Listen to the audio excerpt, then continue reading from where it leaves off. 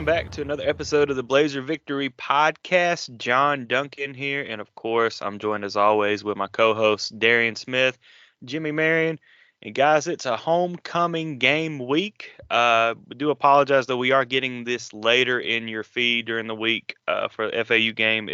More than compared to usual. Usual we are have these up probably early Wednesday morning, but this is coming into your feed late Wednesday afternoon, early evening. But it will be worth the wait, I promise. But we hope all of our listeners enjoyed the bye week and had a happy Halloween on Halloween. Darian, Jimmy, did you guys have a good Halloween and enjoy the bye week? Oh yeah, man. Did some trick or treating around the neighborhood. Had a couple birthdays. My wife and my daughter's is actually today. Tia, she turned 13, so I will not be able to be at the game because I will be at my 6 year old. In the morning, she has a cheer competition, and then I have to complete birthday shenanigans for my 13-year-old. So, but phones are undefeated. I will be watching the game. But in short, Halloween was good. I know I went all around, all around the world, but Halloween was good, and the bye week was good for us. Hey, happy birthday to Tia. Halloween was good for the Marion household too. We took the 3.5-week-old out for a little bit and he behaved. That way we could get the 2-year-old out there for to do some trick or treating. And the bye week was nice. Just to be able to kind of relax and watch some other games and have a little bit of a mental break, I think was good for everybody. So enjoyed it. That is definitely great to hear. And basketball has started at Bartow Arena. Check out the Patreon, patreon.com/blazerpod, where we did an instant reaction to the exhibition against Morehouse. UAB won 88-70. But check out the Patreon for more in-depth analysis from that game. So check it out. Also in the Patreon bonus feed, Thursday morning you'll be able to hear interview with wide receiver Tajon Palmer ahead of the FAU week. So check that out. But if you're not a Patreon subscriber, you can join for just $5 a month or join annually for a discount. So check that out. But guys, it is game week. FAU rolls into town this Saturday to take on UAB at 2:30. Kickoff at 2:30. The game will be televised on ESPN Plus. So no national television this week. So hopefully everybody can make it down to Protective Stadium. But guys, this is a big game. We said it earlier. UAB's got to win out to keep that bowl streak alive and become bowl eligible to make a bowl game. So 4 games, 4 weeks. I think the bye week came at a really good time. I was able to make it out to practice today and see Jacob Zeno throwing the ball. Look good. The morale seems good, so hopefully that translates, onto the field Saturday. But FAU is no slouch. They come in with a conference record of 3-1 in the AAC and 4-4 overall. And I mean, like Trent Dilfer kind of mentioned in his press conference, I mean, this team is rolling. They've got a hell of a wide receiver, LeJontay Webster, who we will get into later.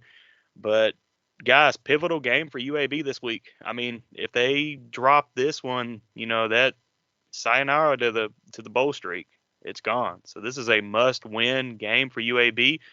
Wearing those Children's Harbor jerseys again, homecoming. I mean, what do you guys say? I mean, FAU's tough, but this is a must-win game for the Blazers. Yeah, you know, I guess every game has been a must-win for a while. But for the bowl eligibility purposes, yeah.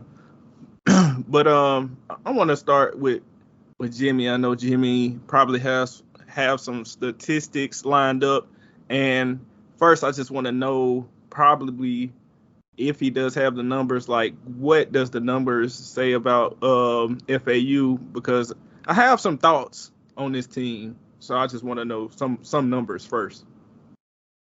Yeah, so we can kind of start with the FAU offense. So essentially, Darian, FAU's bottom 5 in the conference in total yards. That's both in rushing and passing, and points per game.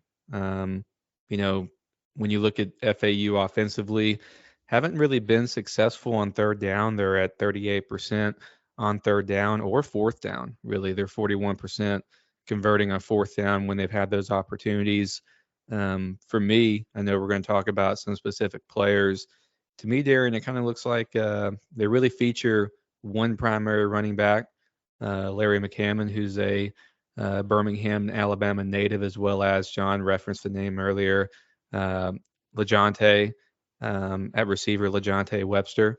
So it kind of reminds me in previous years past where UAB offensively, whether it be like a Debo or Shropshire on the outside, were really offensively it's been a little bit more simple and we featured those particular players. That's what this FAU team kind of makes me think of when I see them play. On the plus side, they are a pretty disciplined football team. So they've only got 33 penalties thus far this year. But those were some of the, I guess, stats that kind of stood out to me there. And John, so thanks, Jimmy. So now, okay, want to take that. And John, I think what people will see is, oh, this team is 3-1 in the AAC, right? Oh man, we've only won 2 games. John, could you tell me those 3 teams that they beat? Yes, I can. And before I do that, I just want to say, for folks that didn't realize, Jimmy told us this a few days ago, but they iterated it this week for the game, is UAB schedule so far, the combined record of its opponents, 41-15. Isn't that insane? Every team is 500 or better. And you look at these last 4 games for UAB, the overall record of the last 4 teams, that's FAU, Navy, Temple, and North Texas, they're just 12-19. So UAB is turning, if you want to say an easy part of your schedule, UAB is entering it. But to answer your question, Darian, the wins for FAU in the AAC, Charlotte, South Florida, and Tulsa. Oh yeah. Brutal. Yeah, so brutal. I think so. The point I'm trying to make is people just look at raw wins and losses and say, man, here we go again, this and this and that. And I'm just like, this is why I'm always big on context. We've been through a brutal stretch. We've had no bye week, brutal stretch of games since the second game of the year on. And we are young and inexperienced. We had a new head coach, new coordinators. We had players transfer out, star players that we really needed this year. And we had to learn on the fly against the toughest stretch of games that we've had in quite some time. So I think context matters. Mind you, the last game we didn't have our starting quarterback. And we were tied up at half. We used 3 quarterbacks just trying to make something work. So, and if it wasn't for like silly mistakes that if we had our starting quarterback, I would say 3 out of 4 mistakes wouldn't have happened if we would have had some consistency there at quarterback. Right. It was we saw a major drop off. So even context is needed. And even like UTSA, we were at the Alamo Dome, and at right after halftime, we was within 4 points with that team. Like, we've had a lot of games that's been close. We played Georgia well. We played Tulsa well. That Louisiana game is the aberration. That's the one that's the aberration. That's the one that still bothers me. You mean Tulane, Darren? I'm sorry, I didn't mean to cut you off. Oh yeah, Tulane. I said Tulsa. Hey, I wish we played Tulsa. Yeah, right. Like yeah, I wish we had some of those teams earlier. So now the morale is all down, right? And oh man, this team. But if you look at that schedule and look at our schedule and how it's set up, it was real that we had the most brutal schedule in the AAC. Also, we just now hit our bye. but that could be a good thing for us now. So I'm assuming we got some guys that were banged up and nicked up. They needed a rest. We needed to reset. We kind of see what we got and what we need to work on. We can have more of an identity. A lot of those young guys, they've had experience. They've had time to play to adjust. Okay, we've had extra time. FAU is coming from Charlotte. They played on the road in Charlotte. Not saying that Charlotte is some tough team because they're not, but you still have to go on the road and win that game and then go back on the road and come to Birmingham. Okay. Secondly, I want to go into, Jimmy mentioned those numbers, and that's exactly what I saw on film. LeJontay Wester, Larry McCammon, and I like that backup running back too. And that's about their offensive line is okay. They're not like slouches up front, but they're not. UTSA had a better offensive line, if you ask me. They don't have too many weapons outside of him, outside of Wester. Wester is a really, really good weapon. McCammon is a good running back, and the backup running back is good too. But the thing is, we have struggled with diversity. Our defense have struggled with good offenses. Take UTSA, for example. You had Joshua Cephas, but you had Tyke Kellogg. What's his name? What's his last name? Because I feel like I'm going to get it mixed up. No, it's Kellogg, yeah. Yeah, Kellogg, and it was something else attached to it. It was hyphenated. Ogletree or Kellogg. Oh, yeah, Ogletree. And the thing about him was he wasn't as elite as Cephas was, but he was elite at what he did. You look on film, you say, man, this guy, he can get jump balls and box out like he was a power forward. Have you ever seen in basketball somebody that probably wasn't a shooter? Think of Dennis Rodman. Dennis Rodman couldn't shoot the ball. He wasn't an elite all-around player, but the dude could get you 25 rebounds and 5 blocks. Like, he was good defensively. If you slot those guys in the correct position, they become elite because you can slot them right. UTSA had that. I don't believe FAU have that. They have Wester. They have LeJontay Wester. Now, they'll throw it to other guys to keep you off balance. Maybe down in the red zone, they can hit a tight end, or they can switch it up and they put in number 6, the quarterback, Michael Johnson, I believe. And he's in there to run. Make him throw the ball. I think he's thrown like 2 touchdowns or something this year. We'll make him do that. If he can beat you one-on-one coverage, throwing the ball when they switch it up, do that. Don't let him run. What I would do, I think the game plan should be easy. You bracket Wester. Always have a safety over the top. Everybody else is one-on-one coverage. Just be disciplined. Like, if your guy's the tight end, they're gonna do play action. And they're going to try to, just like every team in the nation is going to try to hit their tight end coming out the backfield and get them going up the field. Just stay disciplined. Stop the run, which we have struggled with doing that. So if I was FAU, I honestly would just try to run. What you say, Jimmy, you said it's just like the old UAB. Run. Yep. Hit you over the top. That's exactly what I would try to do to UAB. The thing is I don't know what curveball they really throw. They don't have too many. If you stop what they want to do, they don't have too many curveballs. Their starting quarterback, Casey Thompson, he's out for the year, I believe, and they have Richardson, who he has done a good job, but he's not too much of a dual threat. He can run, but he's not a runner, if that makes sense. So, that's why they sub a guy in to run.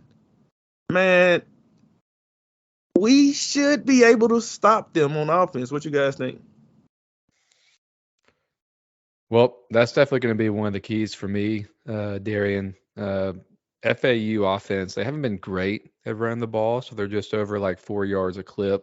But you talked about it earlier. I mean, UAB defensively has not been good at stopping the run, allowing over 5 yards per carry this season. So, that's going to be something to keep an eye on.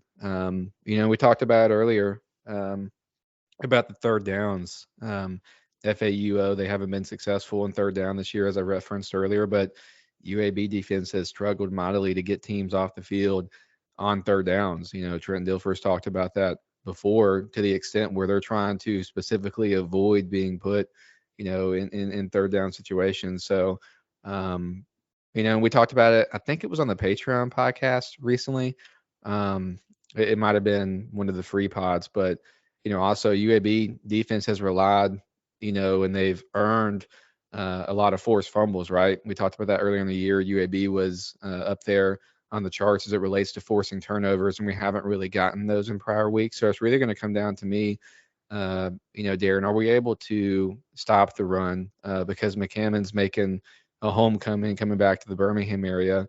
And if I was FAU, I'd really try to emphasize the run game early.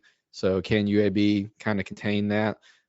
Wester's going to make big plays. Trent's talked about it too in some of the presser and some other interviews, is that, the way that FAU utilizes Wester, they put him here, there, and everywhere.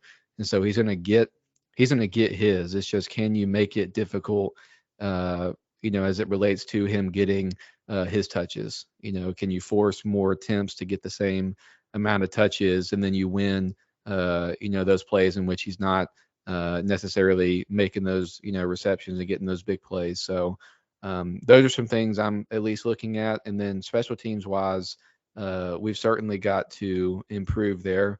Something that I thought was interesting was, if you look at just small sample size, FAU and UAB, you look at something as simple as kickoff returns. We've talked about it all year, right? The inability to get touchbacks. When you look at FAU opponents, they've only had 9 opportunities to return kicks this year. UAB opponents have had 28. And you look at the yardage on that. So FAU opponents have 9 kickoff returns for 190 yards total. On the UAB side, UAB opponents have had 28 opportunities to return kicks for over 600 yards. Disgusting. Disgusting. Jesus Christ. Good So grief.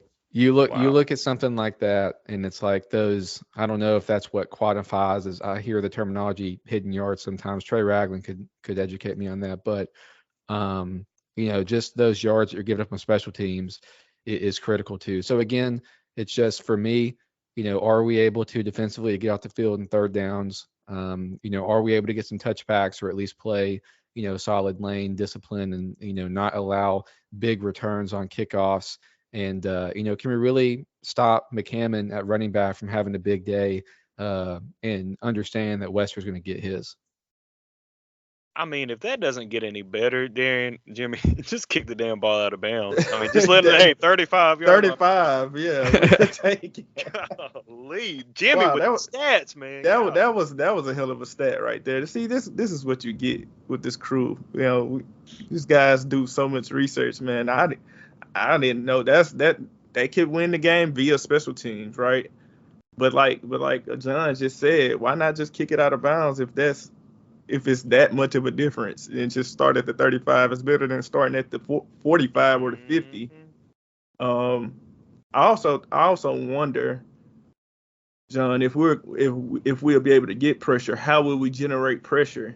This team when they run the ball, from watching the Charlotte game, they were way more effective with running the power game than the zone. They don't scare me running zones. I think zone reads, like, they just don't.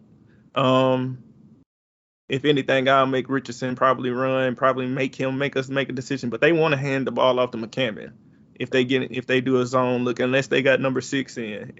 Remind you, they will put number 6 in. He is a good runner. So I would focus in on stopping that power run, because that's when they really pop those big yardage. And also, they do use McCammon out the backfield, so he can kind of be Christian McCaffrey-like in how they utilize him as another receiver, as another option. So we got 3 good corners in D-Mac, Mays, and Dempsey.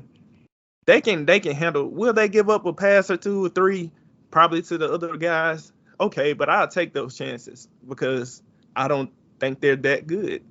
Yeah. Wester really is that good, right? McCammon really is that good. So if you're going to be the old UAB team, we should know how to stop the old UAB team and shut down the run, bracket this guy over here, right? And, if and like Jimmy alluded to, Wester will get his sometimes.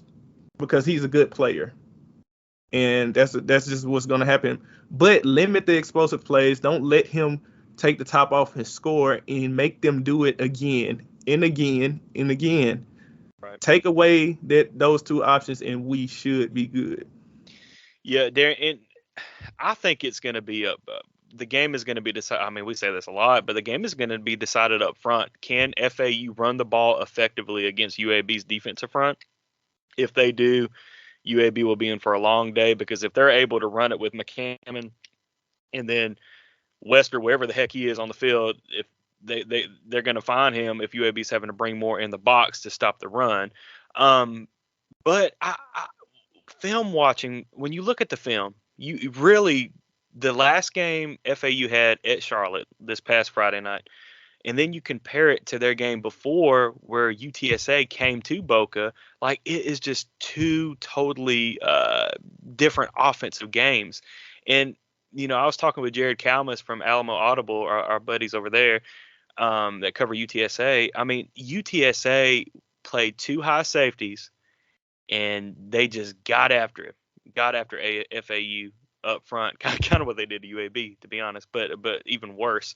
If UAB can get pressure up front, stop the run game, but if you can get pressure on Richardson is the type of quarterback that he might overthink it and take too long in the pocket, and that allows for sacks, that allows for TFLs, that allows for mistakes to be made where UAB could capitalize on interceptions, kind of like they capitalize on turnovers like they did in the South Florida game earlier this year.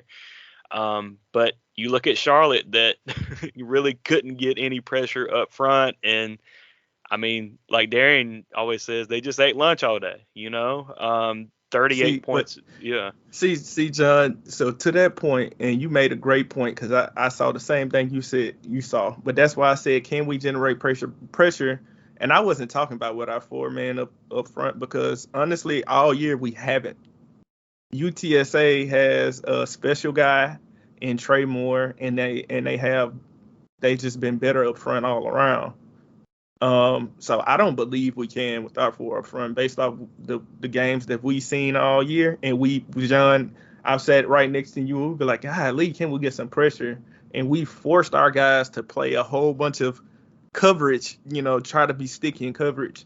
That's why I was thinking, like, on this team, you can afford to send pressure because they want to run the ball. You can run blitz.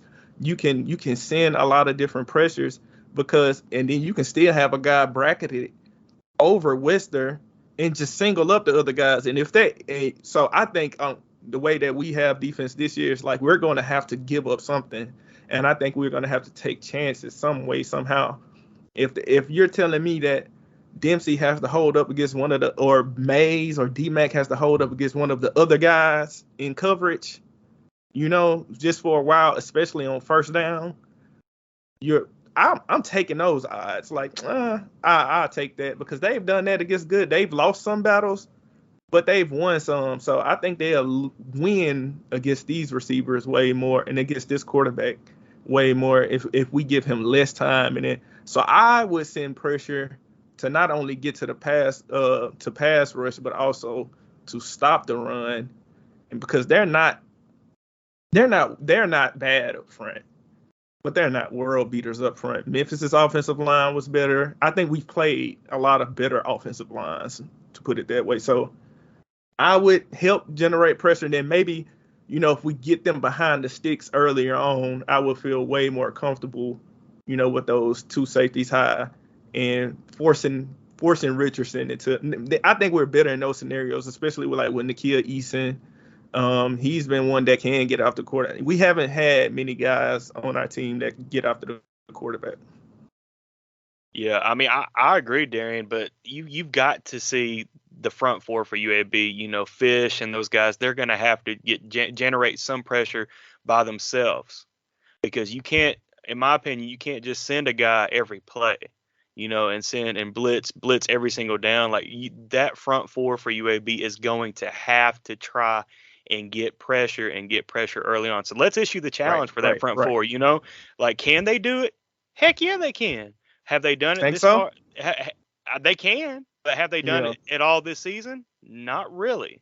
But Mm. the bye week, let's reset. Trent likes to say reset. It's reset time. It's time to issue the challenge to that front four, Mm. Fish in particular, and let's generate some pressure this week. Big fish game. If we have a big fish, Fish McWilliams. If it's any game that we need you, this is because this Yes, can actually spark a run.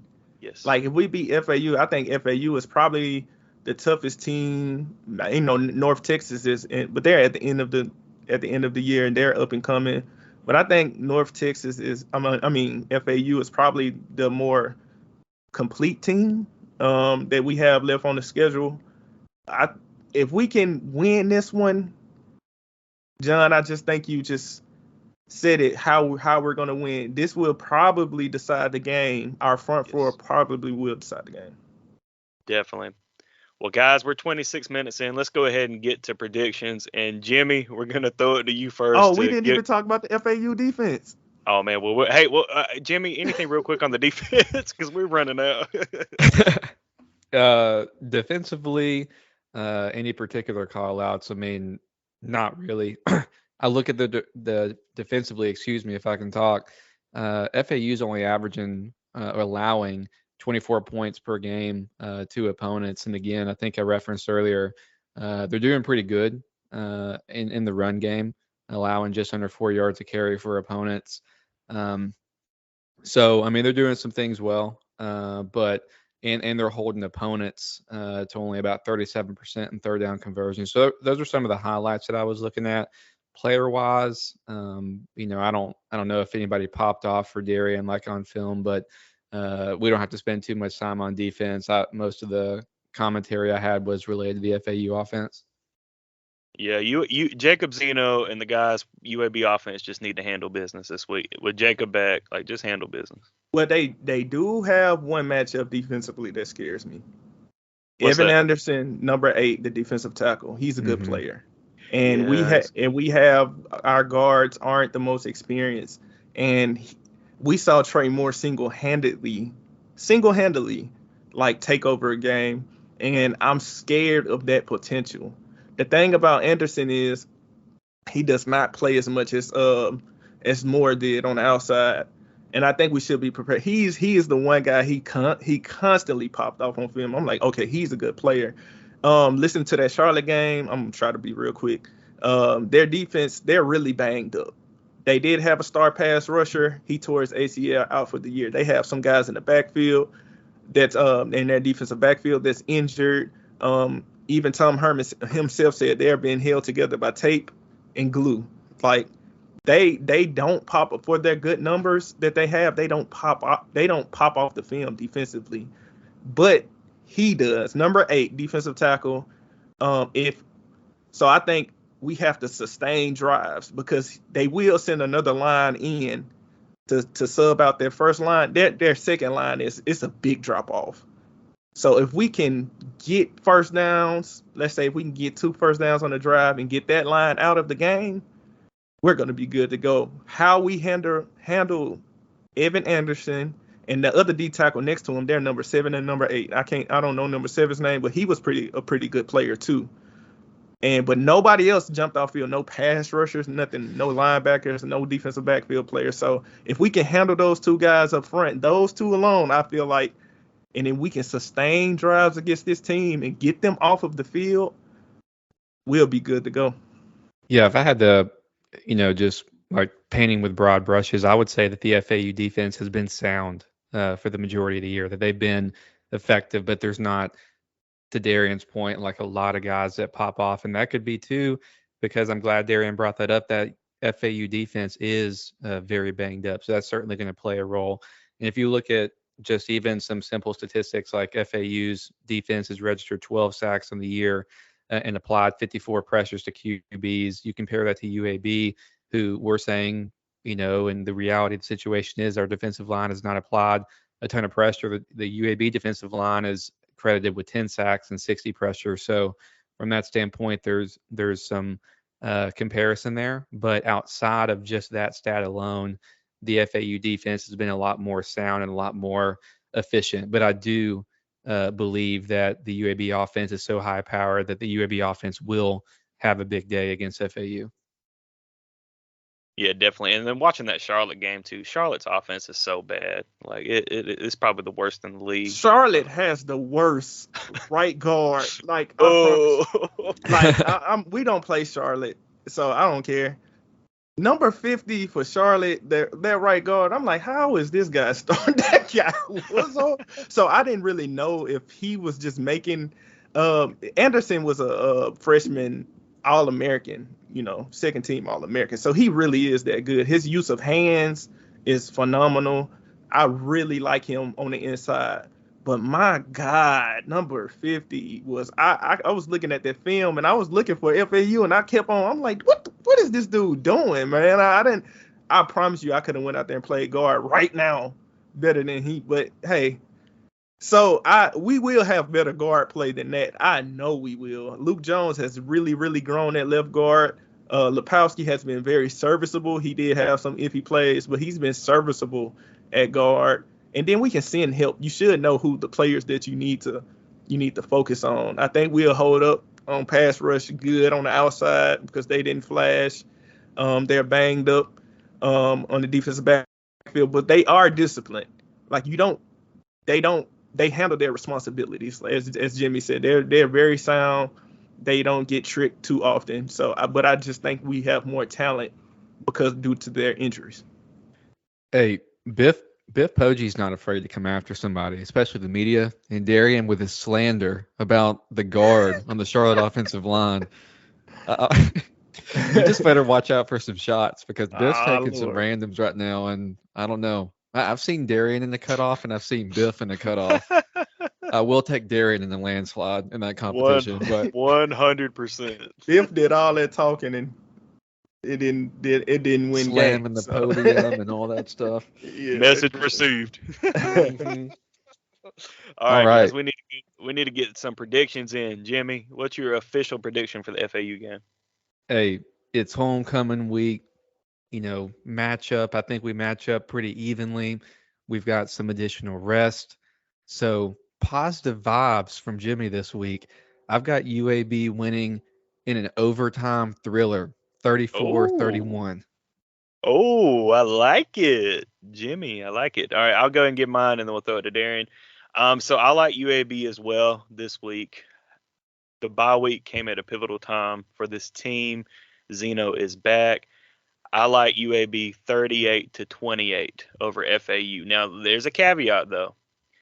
If UAB turns the ball over one time, then I think FAU gets the win. But this is UAB has no turnovers this Saturday, and that front four on the defensive line led by Fish McWilliams gets after Richardson and that backfield. Now I'll throw it to Darian for his official prediction. I like that. If Fish gets after it, then we're cooking. We're gonna cook. But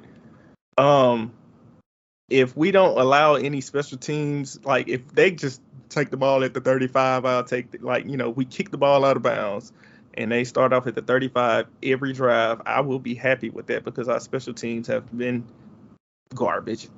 So if we can do that, at least I like a UAB 34, FAU 24. Love it. Jimmy, NCAT, they turned it over too. Jimmy, you want to say what you said in the chat?